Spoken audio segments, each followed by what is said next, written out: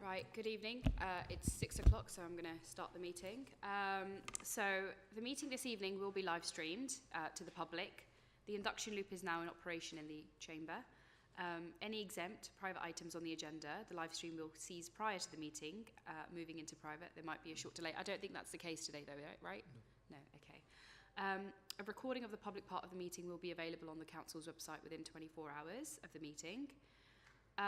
Just to remind members and officers to switch microphones on when speaking and to remember to turn them off when you're not speaking. Any officers called upon the portfolio holder, I don't think this is the right. Anyway, any officers called upon the portfolio holder should address the executive using the presenting officer microphones at the rear of the council chamber. And can I please ask everyone to switch off their mobile phones or place on silent mode. Sorry, it was the wrong one. It's okay. Okay, moving on. Do we have apologies of absence? Yes, Chair, we have apologies from Councillor Abbas. Okay, so we have 2 sets of minutes for this meeting. Members okay with them? We have, moving on to the next agenda item, which is the meeting minutes from previous meetings. And I'm asking members, do we all agree with what's, yeah? Okay, that's fine. Section 106, would you like to explain it, Bert? I think the first item of the agenda, the scale of charges, is applicable, so if any members are affected, they should declare.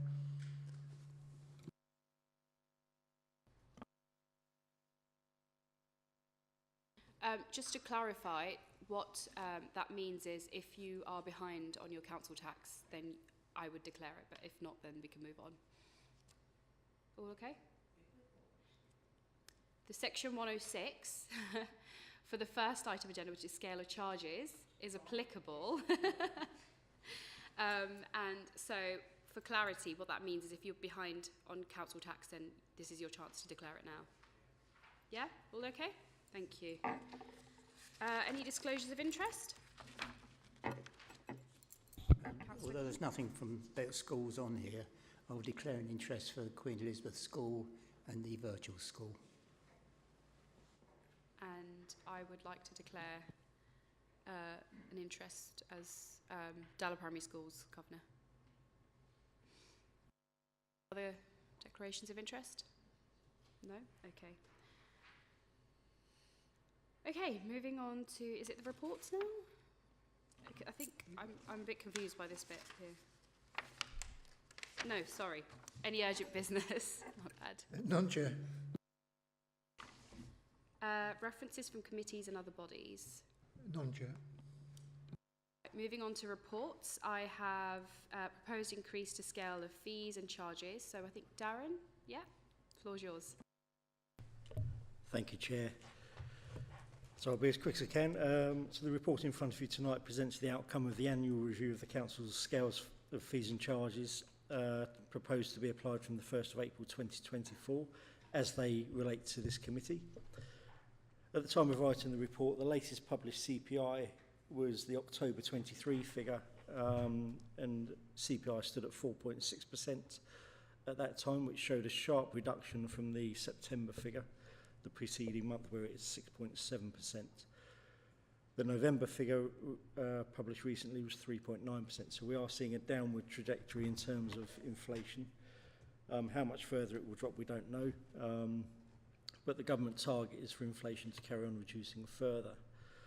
So the philosophy that we adopt when setting our charges is to aim to cover the full cost of providing those services and setting charges that are fair to users and council taxpayers, whilst aiming to ensure inclusivity by offering concessions to the disadvantaged where possible. Now, inflation has affected our costs, and the need to set a balanced budget makes income generation a key element of the council's budget, and it's vital for the council's overall financial position and for the viability and continued provision of those discretionary services. So the impact of inflation does mean that we do have to increase our charges to recover those increased costs that we incur, such as pay awards for our staff, inflationary costs for goods and services.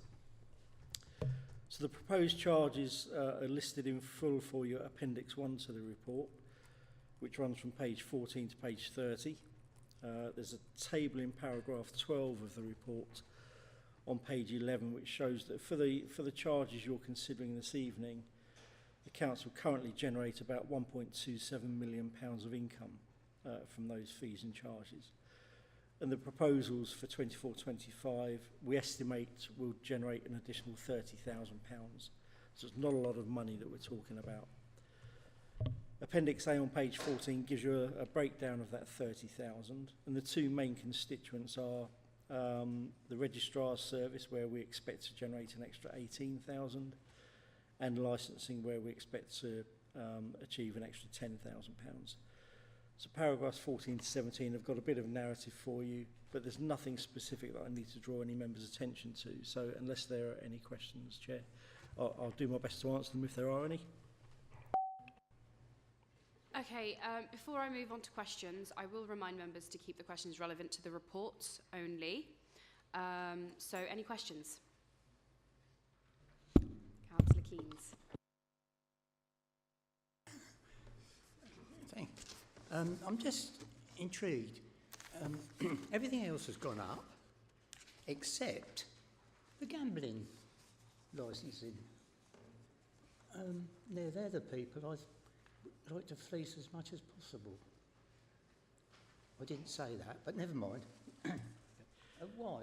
Why is there no increase on this? So increasing those charges is not within the power of officers. They are statutory fees that are set by the government, so we can only increase them if the government allows us to.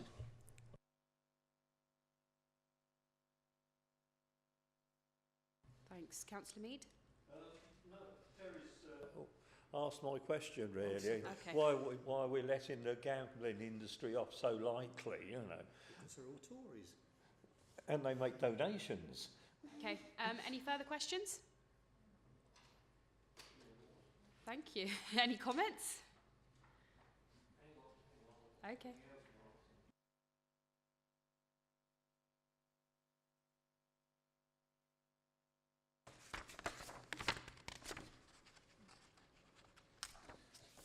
Just to clarify, Chair, on page 21, it does say above the gambling charges, they're levied in accordance with the statutory scale as set out in the Gambling Act 2005 and the Licensing Act 2003.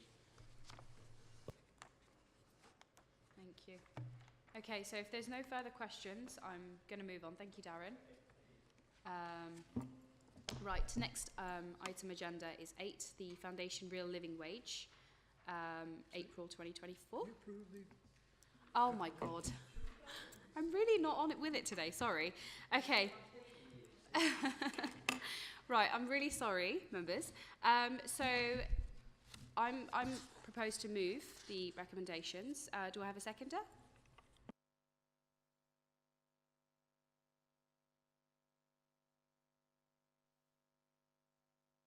That's been seconded. Thank you, that's moved. Right, now we move on. I'm so sorry, officers. Number 8, the Foundation Real Living Wage, April 2024. I believe I have Sharon for that today. Yes, good evening everybody. So the council signed up in 2014 to be a real living wage employer, and each year since then has paid the hourly rate set by the Living Wage Foundation. In October 23, the foundation announced a new hourly rate of £12 per hour. Currently, the council has 133 employees who on the 1st of April will be on an hourly rate of less than £12 per hour. That is in part certainly for those on scale point 4, because the pay award that will apply for 24-25 simply won't have been agreed yet. And that's important to note, because a percentage of the cost of paying the supplement, if it's agreed tonight, will be covered in part by the fact that people won't then get the back pay once the pay award is agreed, because they'll have been paid that amount of money already. So that covers the cost of paying the supplement, certainly to those on scale point 4, where the supplement is only 2 pence per hour. In addition, there are 20 staff who tupied in to the council, and they remain on the terms and conditions that they were employed on before they tupied in. And so the cost of paying the additional monies there won't be recuperated by the pay award, because the pay award won't be applicable to them, but it is just a small number of staff that are affected, just 20 staff there. So the committee is asked to agree that we pay £12 an hour as a supplement to staff from the 1st of April 2024. Thank you. Thank you. Do members have any questions? Councillor Nasser? Yeah, so thank you, Chair. So there are also 133s on the council, but the school also, there were altogether, how many are we talking about? We can only give the figures for the school staff based on those that we pay the payroll for. So we don't provide the payroll services for all of the community schools in Luton. And obviously we're only the employer at the community schools, we're not the employer at the academies. But of those that we do pay the payroll for, 821 employees in Luton community schools will be paid on the scale points that this would be applicable to. So that means, this 800, 83 or something you said, so that will be part of employed by the council, who will get that £12? Well, no. So what you'd be agreeing tonight is that we're going to pay it to directly employed council staff. School governing bodies make the decision about whether to adopt a foundation living wage in their schools, and currently none of our schools do. So I take a report to Schools Forum annually and ask that governing bodies consider paying the foundation living wage. When we first became a foundation living wage employer in 2014, quite a number of community schools did pay it, but that's lessened over the years, and they don't now. We had quite a big push on it this time at the Schools Forum, and it was agreed that schools in their neighbourhoods would report back to Schools Forum on what the barriers might be. And then that meeting's tomorrow night, when I'll know more about what the barriers are that they're facing in terms of paying that. But so, to answer the question, what you'd be agreeing to tonight is just for directly employed council staff. It won't then apply to schools. Each school governing body will make their own decision. Yeah, thank you for the clarification. Any further questions? No? Any comments? The only Councillor comment I've Keys. got is, I suppose it could be a question in the end, have we been underpaying our staff? In So- what? Well, we suddenly you'll say there's 33 staff who are not on the living wage. Have we been paying them less than the living wage? No, there's 133 staff who won't be earning the foundation living wage. So that's not the living wage that the government sets. The government sets an annual living wage that every employer legally has to pay. But the foundation living wage was set up by the foundation to assess what people actually needed as an hourly rate to be able to be financially secure in this country. And so some employers have signed up to be foundation living wage employers, and lots of employers have not signed up to do that. We signed up to do it in 2014, and so every year we consider what they've increased their living wage to and whether to adopt it or not. But all of our staff are being paid legally. They're all paid the nationally agreed by government living wage. This is a higher rate of pay.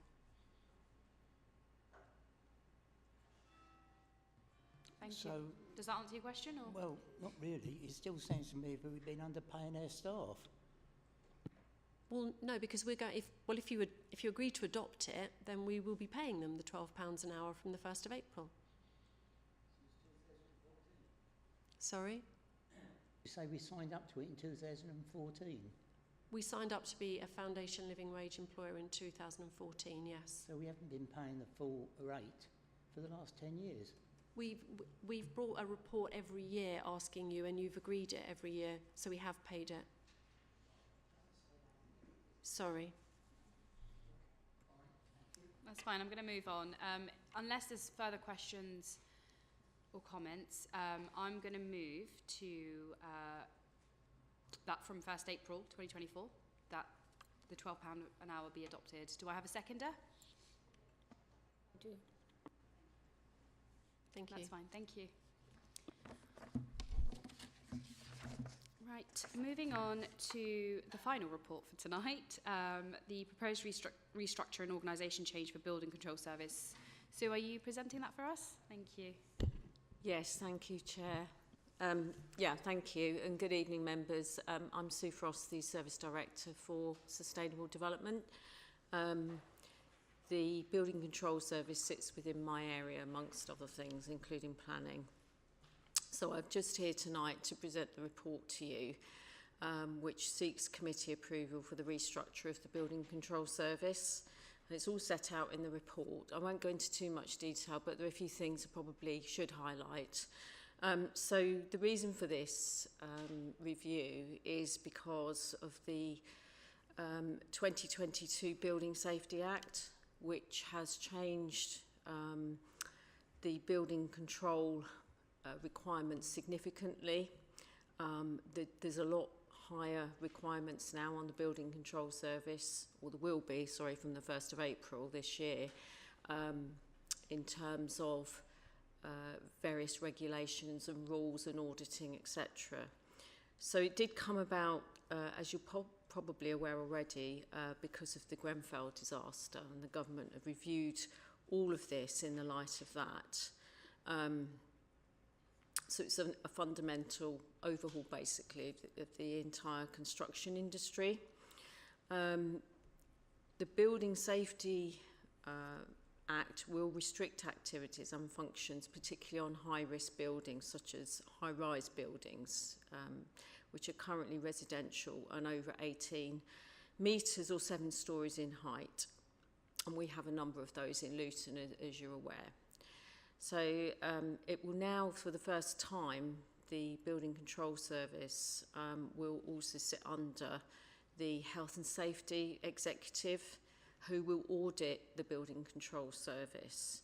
And it's going to be a big impact for us because we need to make sure that we meet the new statutory duties, and that includes new systems and processes that are being imposed through the Building Safety Executive.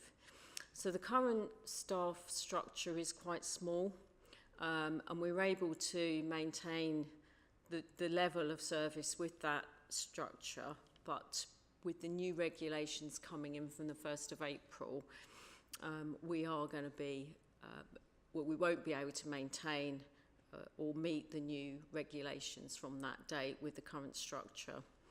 I think it's important to note that building control surveyors will now have to individually register with the new building safety regulator, and that is a title now protected by law, which is similar to solicitors.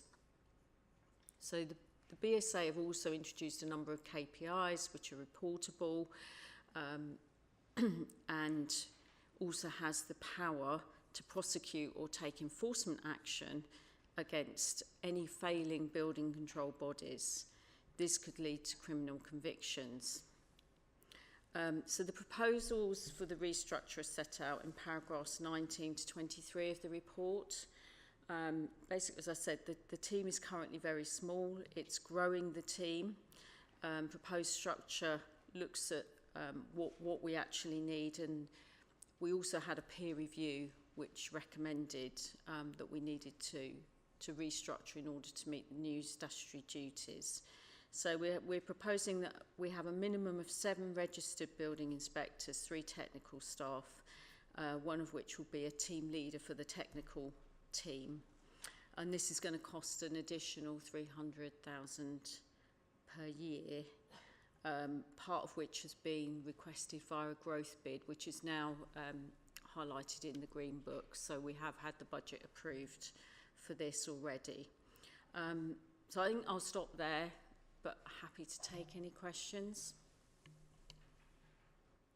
Thank you. Do we have any questions? Councillor Mead? Go on, let him go.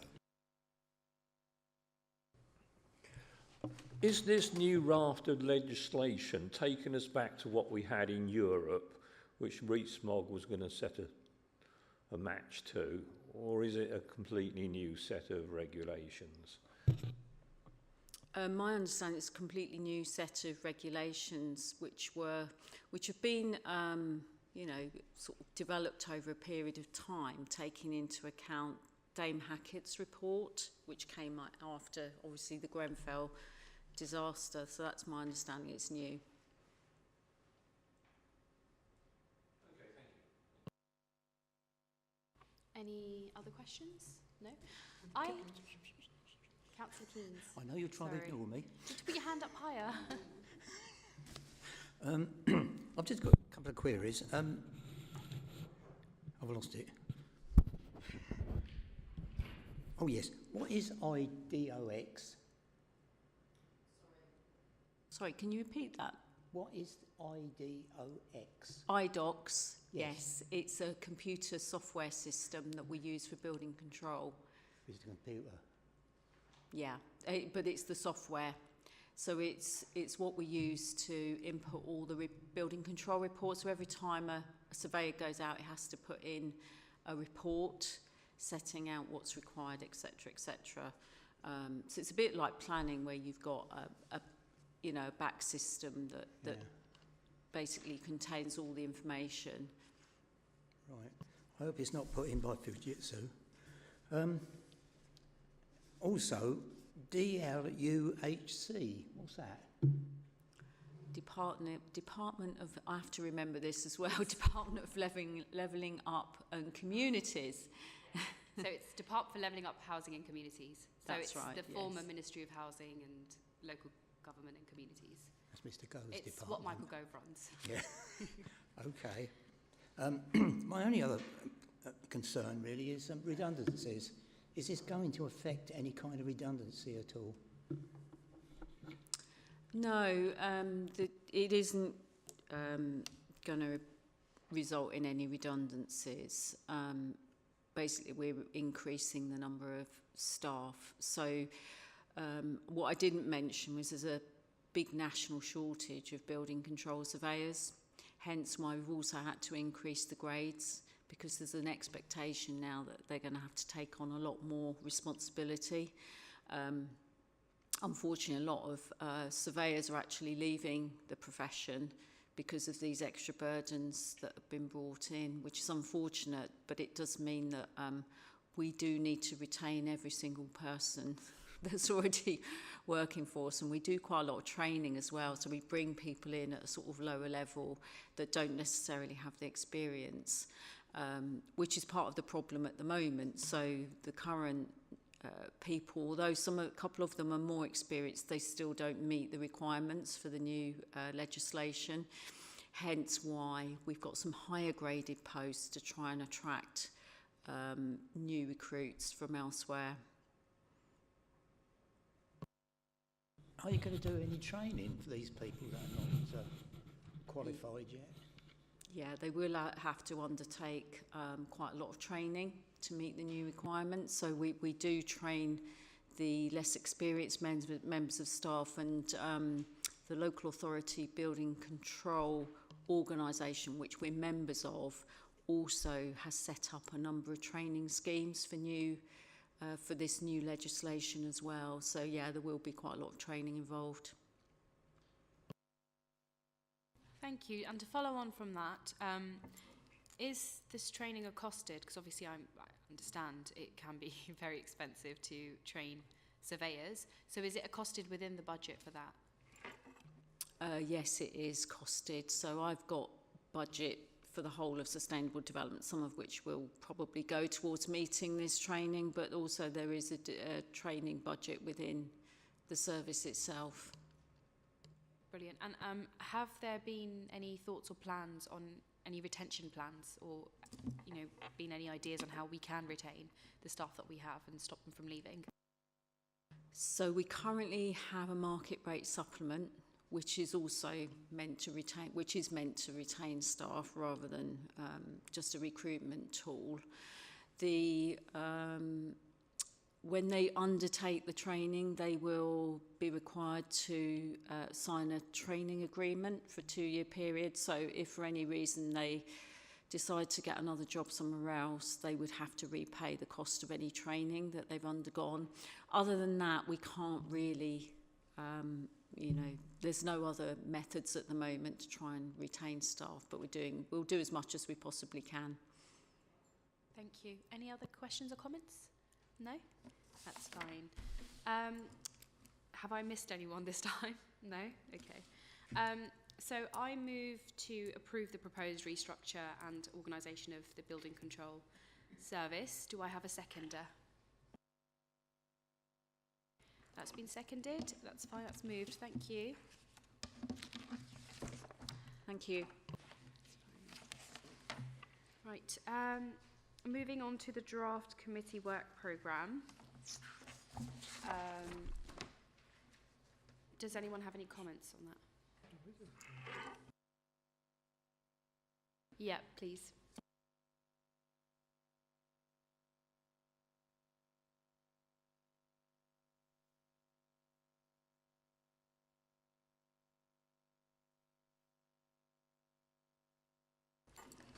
Everyone okay with that? Draft programme. Not on the next agenda. Are we going to be able to get through it? Well, the first 2 items will be presented, well, the first 3 items will probably be presented by the same officer. So it's all to do with the pay policy and the pay gap. So although on paper it looks like it's a lot of items, it's all related to the same thing. Yeah, okay. Well, it's just... There's not a thing on it.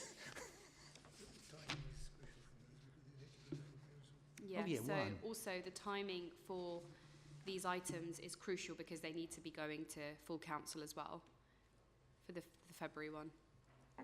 Yeah? Okay, that's fine.